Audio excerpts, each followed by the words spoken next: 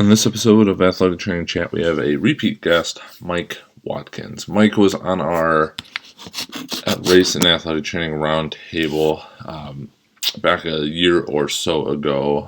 It was episode 47, if you want to go check that out. But during that, Mike talked about his kind of side business, his fitness business called Festive Fitness.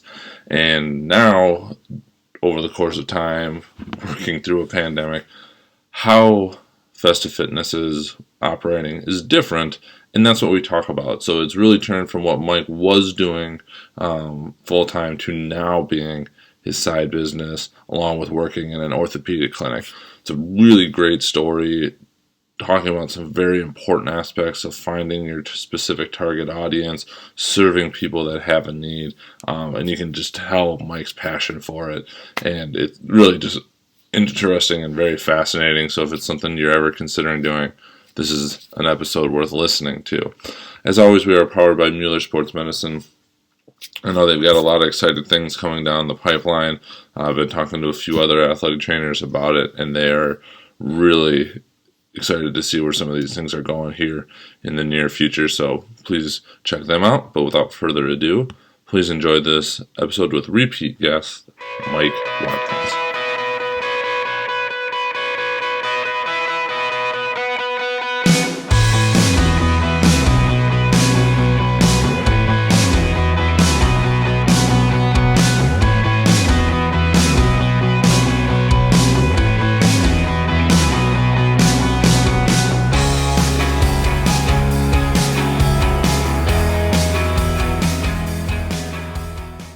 Well, welcome to this episode of Athletic Training Chat. We are on with Mike Watkins, who is a repeat guest. He was on our race in athletic training roundtable, which I was, complete sidebar, thinking about earlier. We should do a follow-up with everybody just to kind of see where everybody's at and how things are going. So stay tuned, hopefully for that in the future. But we've been meaning to get this episode on the books for a while, and the original thought of it was Mike operates his own fitness company, Festive Fitness, as he mentioned at the end of that episode. But since then, obviously, a few things have happened. Global pandemic, things that, in case you haven't noticed, that's been going on. But now that we do have it scheduled, that whole journey's changed again. But Festive Fitness is still in the mix, and we're going to kind of talk about all of that. But before we get into it, I just wanted to turn it over to Mike to fill in a bit of background on kind of what your history is as an AT, the development of Festive Fitness, and where we're at today. Yeah, well, first, thanks for having me again. It feels like so long ago, and yet also just like yesterday when that last episode was. Sure. But I'm excited to be back again. But yeah, my name is Mike Watkins. I'm based out of Philadelphia. I'm lived in Philly for it's a little over 6 years now. Background, I started undergrad. Actually, I went to multiple undergrads, had a long kind of story, but I started at Penn State actually, and then life happened, had to take some time off, but ended up finishing undergrad at University of Florida, and then did all my work there, moved up to Philly for grad school, did work with teams up at Temple and got my master's, and have been here ever since. In terms of Festive Fitness, I started that about a little over probably a year and a half ago now. It was right around January, February of 2020, right when I started things, so right before the pandemic. I did that really kind of out of a pivot and really more so a need and desire to helping those that had similar backgrounds to me. So in the neighborhood where I live in, I'm very tapped into the queer identity and the queer scene, and really helping those who haven't really given the chance to access fitness the way they wanted to, was able to provide those resources. And then just using what I learned in athletic training, I was previously a board director for a gay sports league in the city. So I was still around a lot of sports and seeing still injuries and seeing just how people still hurt themselves and still need help. So it was just kind of out of those two needs that I was able to kind of create Festive Fitness. And then the pandemic happened, and that was like, oh wow, that's life. So pivoted to online work. So did online classes, online group fitness classes, personal training. Did that, kind of took off, not gonna lie. Especially in the Philadelphia area. I was grateful enough to be featured in the Philadelphia Magazine as one of the best, like, new and up and coming trainers. So really successful, but also very draining mentally. As anyone can imagine, starting a new business is not easy. And so doing things every day was just kind of taking a toll. So made kind of a little bit of another shift and pivot. And so now I currently am kind of back in the health allied health field, working at an orthopedic clinic. And then still doing Festive Fitness as part time. So still keeping my clients. I'm kind of at the point where I get to just tell people I'm not taking any new clients at the moment, which is not a bad thing to have. And yeah, living life, and just kind of enjoying myself one day at a time and staying festive as always. Love it. So you referenced, the AT skills and how that kind of transferred over to fitness. And by no means do I think that is a step back or anything, but generally kind of a different skill set. Although some could argue, and I've heard this, the difference between kind of strength and conditioning and rehab is just volume and intensity. So there's a lot of crossover between all of those. But what skills do you think, both kind of clinically and even on the administrative side, did athletic training help you when you decided to start this business and it really started getting going? Well, I'd say kind of one of the biggest things that really helped make me realize like that it was a possibility for me was more on the admin side. So doing personal training just kind of on the side at other gyms, really saw there was, I won't say, there was just a lot of mismanagement, let's put it that way. Okay. And so there was just seeing like cracks and things that I was doing that just felt like second nature to me that I just would learn through admin, was not second nature for others. Sure. And so doing things like that, just being able to, keeping up with files, really being able to communicate with other people and just being able to get along, really was able to help me in terms of like building clientele, and kind of getting the word out. So I'd say that administrative helped. In terms of clinical skills, one of the biggest things that I used was a lot of like manual therapy, learning that. Sure. A lot of what I did was not just kind of physical, but also kind of coaching people through whatever injuries, things that they had, and really taking those manual skills into work. So I actually in my office have a massage table, so able to do work on patients and not, I get work, client, patients all the time confused nowadays. There. But working just with clients in terms of kind of finding releases in different ways, myofascial, like a myofascial release, things like that. So those would be kind of the biggest skills. Also, just in terms, my background with AT, having worked with gymnastics, really prepared me a lot in seeing kind of like what the body does in terms of movements, jumps, and landings, and kind of what areas like what need to be do. Are better and safer. So I would always take that. A lot of the work I did was like functional training that would include things like box jumps. And so helping coaching people through a safe way to do them so that they're not getting injured through it, taking those skills into it. Awesome. Yeah, that I'm always curious about the admin side just because of the way that ATs, especially as you're coming up and like you mentioned, you were at two pretty big universities, with busy athletic departments, that the time management thing just seems to be kind of a second nature, for most athletic trainers. That doesn't always come with other educational aspects, I guess. Yeah, it's hard for me to for sometimes to feel like busy because I'm like, oh, this Sure. is I'm used to things in a different way. So that Yep. was always kind of helpful. What was the most surprising thing you learned starting the business? The most surprising, I'd have to say, and this is maybe touche, but just how much kind of work really goes into it. Um, not taking anything for granted, but or not thinking that anything was going to be easy, but just Sure. really just the daily grind and the daily work that it takes. But it was also just really rewarding too. I think that was what something that helped me, and the pandemic just gave me a lot of the time because it was just rewarding and it was something self that I was being able to do and produce. And it was something that gave me joy in different ways that I hadn't felt before. And I understand that. My one that always, like, if I think about it, my mind gets blown is having to do like your taxes and just keep track of all of that and Well, tax and all the different legal ish type stuff. Just yeah, no, the taxes part was no joke.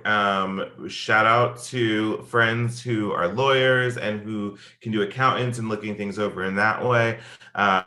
Because I was like, oh, wait, I have to do a different form and all of this. But I guess kind of admin helped me with this is that I've was really particular about like keeping track of finances and everything so okay, that when it came down to taxes, like I basically had a yearly spreadsheet just already created that I just had to kind of look in. So I stressed myself out, but the I guess the admin preparingness of it, AT and me, kind of helped make things a little bit lighter for me.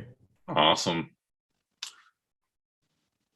You said you transitioned online and that was super successful, but ultimately became overwhelming. When did you start feeling that that was occurring, which ultimately has kind of led you back into, I don't mean this in a bad way, kind of the 9 to 5, type role that you've taken in this orthopedic clinic. What facilitated Yeah, that? I mean, to be honest, a lot of the social media kind of influenced it a lot. As I was growing, it just became like a bigger demand, like having to promote or be seen or doing things that may be like seen as like, uh, oh, sorry, I heard a random noise outside. Probably the wind. Just doing things that are seen as popular or successful within the fitness realm. Doing a lot of that was just kind of taxing, and it felt like it was just hard to keep up with.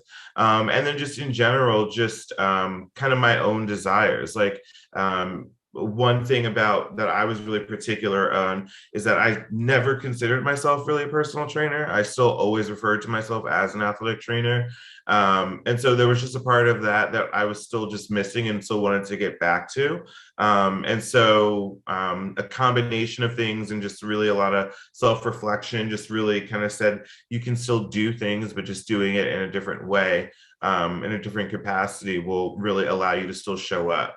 One thing I always took to myself and told my athletes was you have to make sure you take care of yourself, and doing what's best for you may not look like the same for everyone else, but you have to do what's best for you. So I just in that moment kind of made a decision to take a step back. And it was definitely not easy because I definitely had to cut some relationships with some clients just due to time and cutbacks. And I really genuinely care about all of my clients, anyone that I've ever worked with. But I just had to make a decision that was a little bit better for me, kind of long term, to be able to provide. So in taking what you've learned there, how has that helped you find the balance that you have now as you're still operating this part time, as a side hustle or however you want to call it? What did you learn and how have you applied that? Um, one thing I've just learned is one, trusting in myself.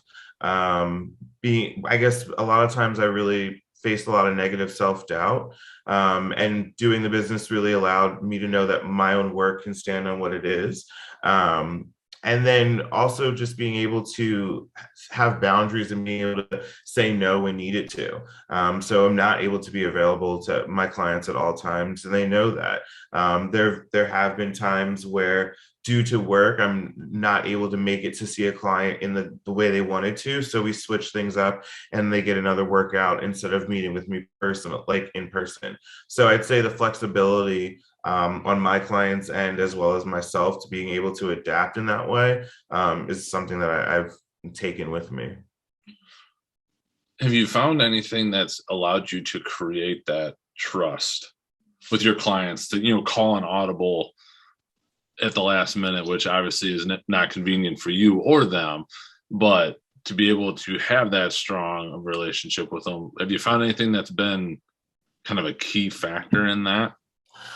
Yeah, it's our shared identities. That's honestly really what makes it the biggest difference. The client that I work with and that I'm really close with, that I send those texts, they, and I don't want to speak on their behalf because I don't want to tell their story, but they are a non-binary individual that is going through the process of raising children and bringing children into this world. And so there is a level of closeness and familiarity that they feel with me that they don't feel with anyone else. And there's a level of just trust that they understand that I'm genuinely looking out for them.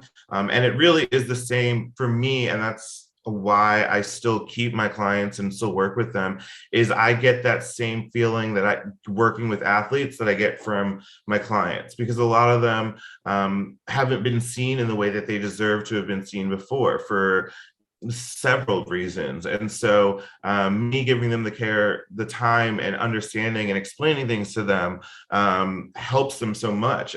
They've been able to, they initially started working with me after coming off of a rotator cuff injury, and just the nerves and fears that they had in terms of doing anything, just working out again. And like them expressing that fear, and to me, I'm just like, oh, that's nothing. Come on now, let's keep it going. I'll see you next week. Okay, cool. And so, and them hitting those markers that, like, we as an AT is just familiar, but for them seeing that is, and things that they never thought they'd be able to do because they're not an athlete that was on a team and had access to athletic trainers and things like that. They were someone that just pushed through. And so they really trust me. And I think that's what helps. And we don't just look at each other as just like a client and trainer. It's just like, it's friends. It's checking in on them and seeing how they're doing. And I'd say they're there for me as much as I am there for them. And so it's an equal balance, and it's an equal relationship. And I think that's what leads to the trust and flexibility. I think you make some awesome points there, that, even that perspective of, realizing that, yeah, a rotator cuff injury or even coming off of a surgery for us is just kind of, that's just, it is what it is. Like, that's what we do. And then for somebody else, that could be a game changer in their life, and they're nervous and they're worried about it. I know for me, having switched into a clinic setting, sometimes people are literally just coming to see you and the physician because they want advice. We're expecting some like heavy hitting, like we're going to try and save the world type of a deal. And that's not necessarily a bad thing, but like some people are just literally looking for advice because it is not second nature to them to know these things. And so I know there's been a lot of people talking about it, and I think it's important, that meeting that patient or that client where they are to help bring them along. Sounds like you have a pretty good handle on that. Yeah, I'm confident in saying that. Yeah, I love my clients. I love the people that I work with. They make my life better, and I learn from them just as much as they learn from me. And that's been something that I've really cherished a lot. And probably the most with Festive Fitness is just the relationships that I've built, and the community that I've built through it. And that was my main goal of it to begin with. So there's still more goals to be made and to cross, but I've definitely done a lot. You referenced the community, and this I'm just curious about. I've been doing just a lot of interesting reading where some of that stuff's come up and whatnot. Is there any did that just come natural, I guess, or have you taken cues from any reading or books or just people that you look up to on how to build that community and build, that kind of special relationship you have with the groups of people that you work with? I would say a part of it is I will just say has just been me. I'm luckily aware enough to know I've always been a leader. I've been president and leader of so many different things. So doing that has always kind of been in my nature. And in terms of books reading, I don't enjoy reading too many books that often. I'm more of a listening person. That's fair. But my brother has really played a large influence. They started their own business prior to me starting their own business. And so I was able to take a lot of pointers and a lot of steps from them. And that kind of helped me lead. They've also done a lot of work in terms of activism. And so that helped me learn how to find my voice and learn how to speak up for things. And definitely it was a long road, but that's kind of, my brother's kind of been a really big help in that sense. Awesome. AT world, kind of interesting right now. If you've been following along on social media, a lot of job openings. I know even a few here locally. I think we've got 5 versions of full-time positions open within even just our community that are struggling to get filled.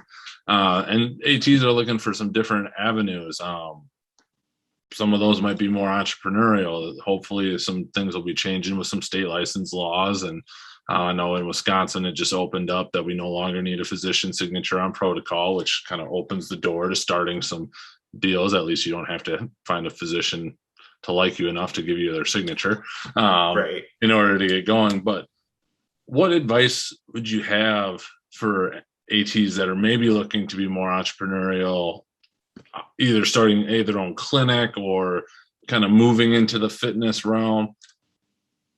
If you could give that advice, what would it be? Know your audience. That would be really one main thing. Because you're not going to be for everyone. And you have to accept that. Kind of find your lane. For me, I knew what my lane and who I was really targeting, and that kind of worked. I am absolutely, my Festive Fitness is absolutely in no way, shape, or form like a bro type atmosphere. Now that does not mean that I cannot speak bro slang. I mean, come on now. Went to some large universities. I can talk that talk. But I don't need to anymore. So I know kind of where my lane is at.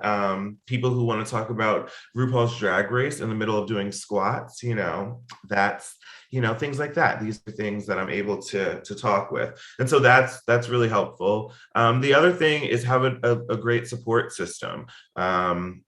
Being able to have friends and family or a partner to be able to talk to and balance things off of is going to be very helpful in the start, because it's, as I said before, it's not easy, and there's a lot of work and a lot of sleepless nights and a lot of stress. And so having a good support system is going to be extremely helpful. Awesome. And have good lawyer and accountant friends, right?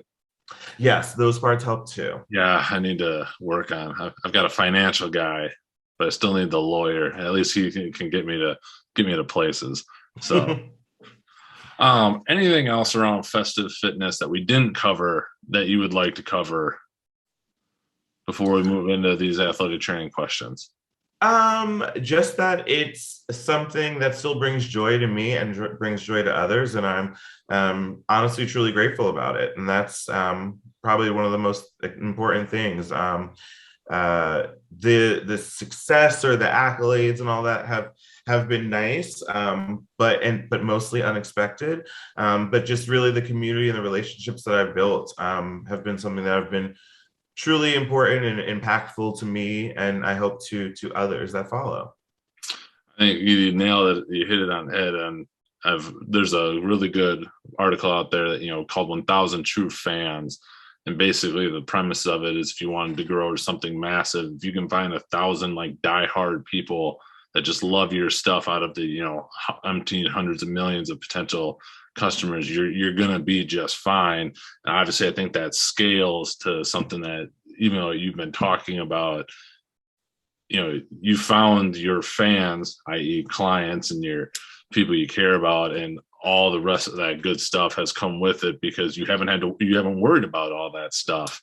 You've been able to do it just because you've found people that you can impact through what you're doing, and the proof has come out of that because it's gone well. Absolutely. Yeah. I'm just grateful. That's awesome.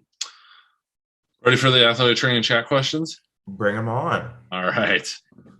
Where do you see athletic training going in the next 5 to 10 years? And if you could kind of set the example with that.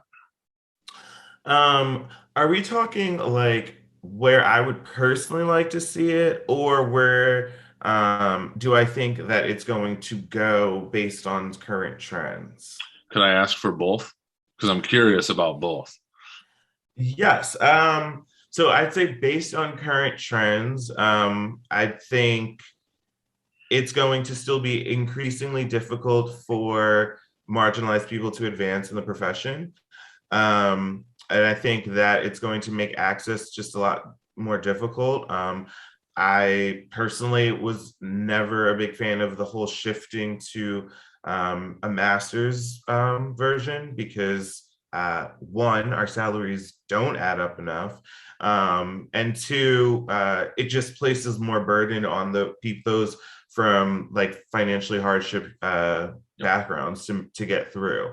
So just that is one thing I think about. Where I would personally love to see it is I'd love there to be more quality positions, and especially within like athletic universities and high schools run by people familiar with sports and with people who are familiar with sports medicine. Because I think there's a lot of people in administrative roles that really don't have any experience with athletics or sports medicine, and it really shows with how staffs are being treated across the country.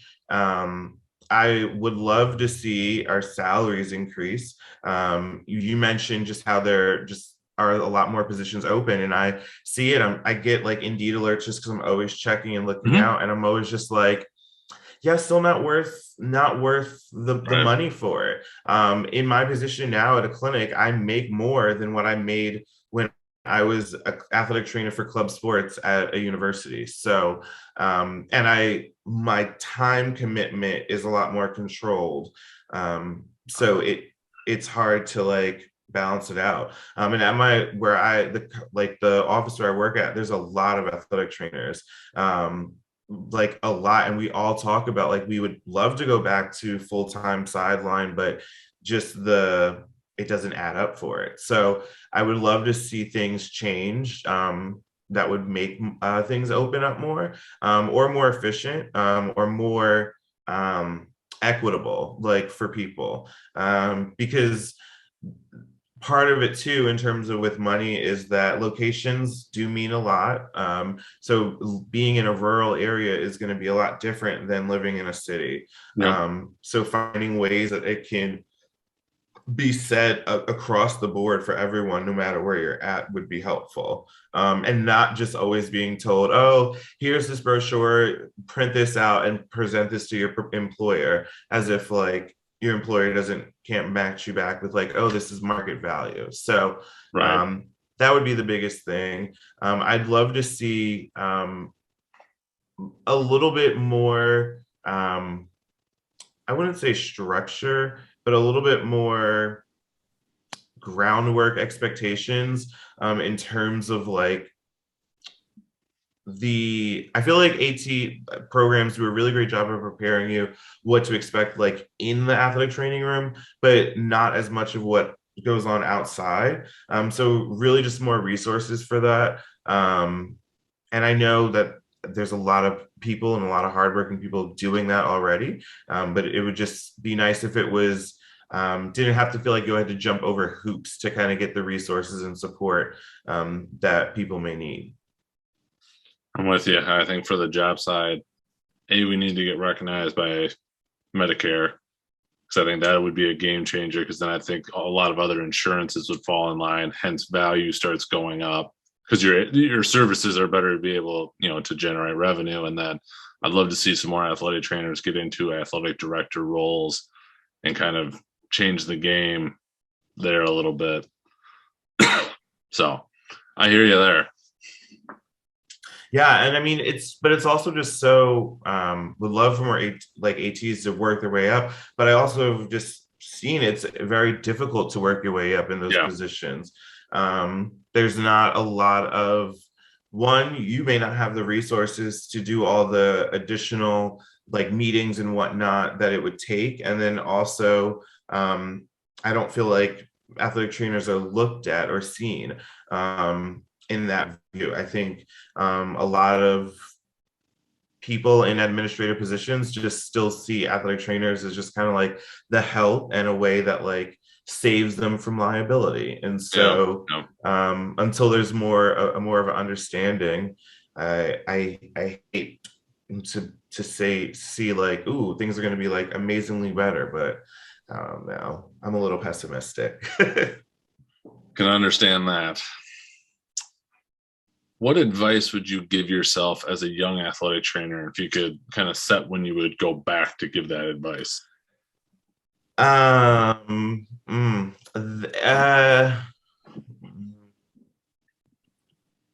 Follow what you know is what you want to do, and don't let others sway you.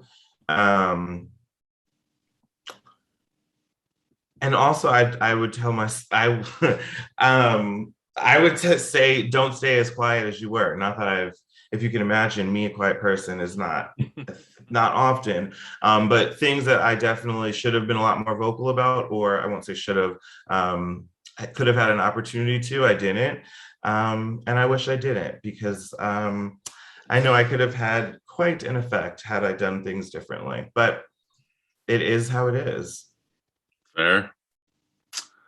What has been the most influential resource you have found in your career? Um,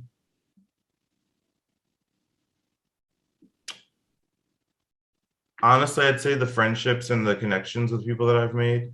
Um, just being able to reach out to them in various different times about different things has been helpful. Yeah, I've made a lot of close friends through athletic training, and even just like the connections through like Twitter kind of help and enrich a lot of things, and you learn, take different perspectives. So that's probably what I would say. It's a fairly common answer, which for obvious reasons is a good answer. I would agree. As an AT in your setting slash settings, as you've got multiple things going on, how do you take care of yourself?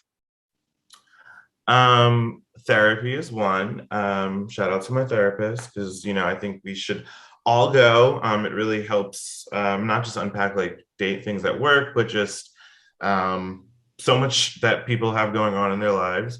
So I'd say that having a good support system. So having my partner, being able to talk with him about things when things are stressing. My family, my mom. That's really what helps in terms of self-care as well. I do meditate. I need to do it a little bit more often. But one thing that like I also do, like music has always been a form of self-care for me, whether it's good or bad or sad. Music is really a way for me to channel my feelings. I'm a Pisces, so I have lots of them. So music kind of helps me get a little bit more vulnerable, I guess, because yeah, you got to be vulnerable and get to know yourself, because that's what allows you to grow. So the more you can learn yourself, the better you can serve others. Well said. If you could eliminate one thing, could be a modality, a common practice, a mindset, or whatever of your choosing in the field of athletic training, what would it be? Um, there's so many things I would want to choose from. Um, Honestly, the first thing that comes to mind just would be um, just stop having different barriers that really prohibit others from kind of being able to access the profession. And there's so many different ways, but creating less barriers to get into the field, I think would be something I would like to see eliminated. I like it. Last question. What does being an athletic trainer mean to you? It means everything to me, like I said, never really referred to myself as a personal trainer. I'm always an athletic trainer. I take a lot of pride in that. My journey to being just even a certified athletic trainer was not easy. And there was a lot of times that it seemed like it wasn't going to happen. So having the letters ATC next to my name really means a lot to me. And I call it a huge part of my identity. And so, even in whichever different way or faction where life leads me in terms of work or experiences, being an AT is, I think, what is the most focal point to me. And it's everything, all of what my professional life has been built off of has been from the passion of athletic training. So, I would say it means the world to me to be an athletic trainer. Also, very well said. I like that one. Thanks. I know it can sometimes be misconstrued. I've had a lot of negative experiences that have unfortunately tainted my view of athletic training, but I try to just still hold on to the joy and just the love that and passion that I had for it in the beginning to still hold on to it as an adult and grown man now. That's awesome. And I'm glad that's been able to keep you in it and continue to have a positive impact on the people that you serve and take care of. Thank you. Just in wrapping up, if people wanted to follow you or connect with you, what would be the best way for them to do that? Yeah, social media, Instagram, Twitter are two of my favorite places. At MWatts Fitness, MWATTS Fitness, like fitness. And then also on Instagram, at Festive Fitness _. In general, I don't use social media as much anymore. But Twitter, you can usually find me on because I love a good tweet. Lately, I've been tweeting about we found a porch cat, my partner and I. It's been a whole big thing. But yeah, so if you like pictures of cats, I never thought I'd be the person that say, "Hey, come check my page out." But you may get a cat picture here or there. By the time this comes out, that'll probably be the end of it. But it's also seen you unfortunately have to live through the Florida Gators football season this year. So I'm sorry that that's been the case this year. So I thought we were ending it on positive things, but Florida Gators gymnastics is coming, and there you go. let me tell you, we got Leanne Wong, world silver medalist. So things are looking great for the Gators. Everything's school, baby. Everything's school. Just saw a tweet about that actually earlier tonight about with her on the uneven bars at practice. Yeah. So yeah, talk about a powerhouse there. Yeah, they're stacked this season. So I'm really excited as a gymnastics fan and as a Florida Gators fan. So it'll be really fun to watch. Awesome. Well, I'm really glad we got to do this. Glad we got to connect again. It was awesome hearing just kind of the evolution and the change that happened with Festive Fitness and that it's still going strong. And look forward to staying in touch in the future. Yeah, thanks again for having me. Stay festive. Of course.